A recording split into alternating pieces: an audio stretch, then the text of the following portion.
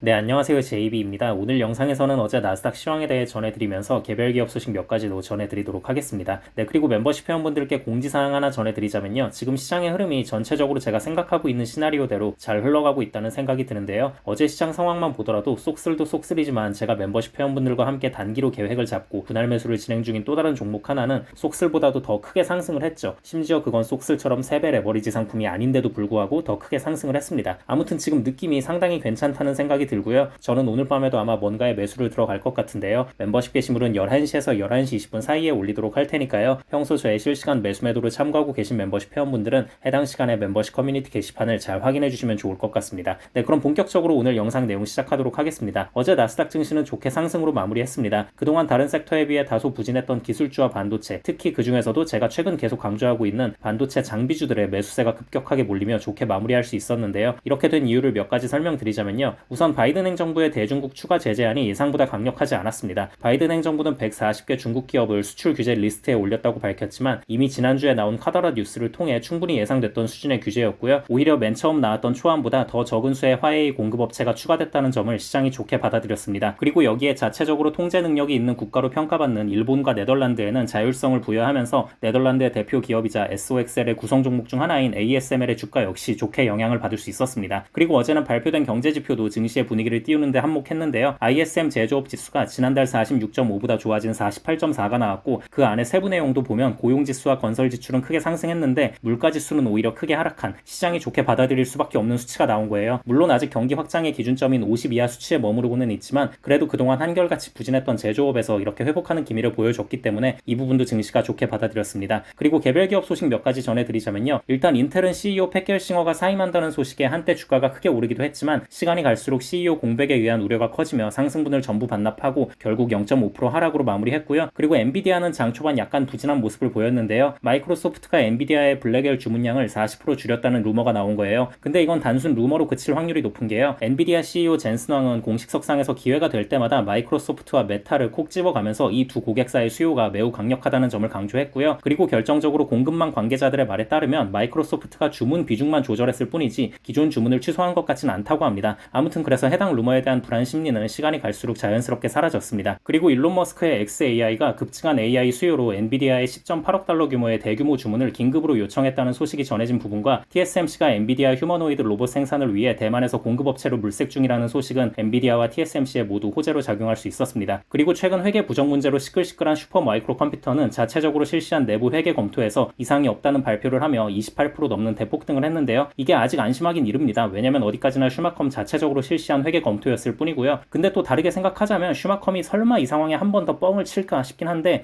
근데 그동안 워낙 이런저런 안 좋은 역사가 많았던 기업이기 때문에 아무튼 이 부분은 좀 더 두고 봐야 할 것 같습니다. 그리고 빅테크 기업들도 어제는 모두 좋은 모습을 보였는데요. 우선 애플은 코인베이스와 협업해서 가상화폐를 이용한 거래를 지원한다는 소식과 중국 정부의 스마트폰 보조금 지급에 아이폰이 포함됐다는 소식에 힘입어 좋게 상승했습니다. 얼마 전에 애플의 CEO 팀 쿡이 중국을 방문하고 거기 가서 립 서비스도 좀 털고 하더니 결국 이 부분 때문에 간 거였나 봅니다. 확실히 이게 CEO가 직접 영업을 뛸 때는 다 이유가 있습니다. 그리고 메타는 골드만삭스와 모건 스탠리로부터 AI 수익화에 가장 앞서 있는 기업으로 평가받으며 크게 상승했고요. 또 아마존은 이번 블랙 프라이데이 매출 증가에 이어 사이버 먼데이 매출도 좋게 나올 것이라는 기대 심리와 이번에 자체적으로 실시한 행사인 AWS 리인벤트 2024에서 앞으로 몇 년 동안 AI가 회사에 수천억 달러의 수익을 가져다 줄 것이라고 발표한 부분에 힘입어 좋게 상승했습니다. 그리고 마이크로소프트는 댄 아이브스가 얼마 전 전해진 미 공정거래위원회의 조사가 그렇게 심각한 사안은 아니라고 평가한 부분과 지멘스와의 협업 소식에 힘입어 좋게 상승했습니다. 그리고 테슬라도 좋게 상승했는데요. 테슬라는 주말 동안 FSD 13.2 감독 버전을 몇몇 인플루언서들에게 배포했는데 성능에 만족한 인플루언서들이 일제히 X와 유튜브에 테슬라 FSD를 찬양하는 동영상을 올리면서 주말 내내 화제가 됐었거든요. 그래서 이 부분이 우선 좋게 영향을 끼친 게 있었고요. 또 여기에 스티펠에서 테슬라를 좋게 평가하며 목표 주가까지 상향하자 주가가 좋게 상승했습니다. 근데 이제 장후에 일론 머스크의 560억 달러 스톡 옵션 패키지에 대한 요청이 델라웨어 법원으로부터 기각됐다는 소식에 약간 하락을 하고 있는데요. 참 이게 보면 델라웨어 법원이 웃겨요. 아니 주주들이 이미 압도적으로 찬성을 동의한 사안을 갖다가 지들이 뭔데 이런저런 판결을 내는지 아무튼 테슬라는 바로 항소하겠다는 입장을 밝힌 상황이라는 점 참고하고 계시면 좋을 것 같습니다. 네, 그럼 오늘 영상은 이 정도 하면 될 것 같고요. 저는 영상 초반에 말씀드렸다시피 오늘 밤 11시에서 11시 20분 사이에 멤버십 게시물을 올리면서 뭔가에 매수를 들어갈 예정이니까요. 평소 저의 실시간 매수 매도를 참고하고 계신 멤버십 회원분들은 해당 시간에 멤버십 커뮤니티 게시판을 잘 확인해 주시면 좋을 것 같습니다. 네, 그럼 구독자분들 모두 좋은 하루 보내시고요. 멤버십 회원분들은 오늘 밤에 미국장 시작하면 그때 또 다시 다시 뵙겠습니다. 감사합니다.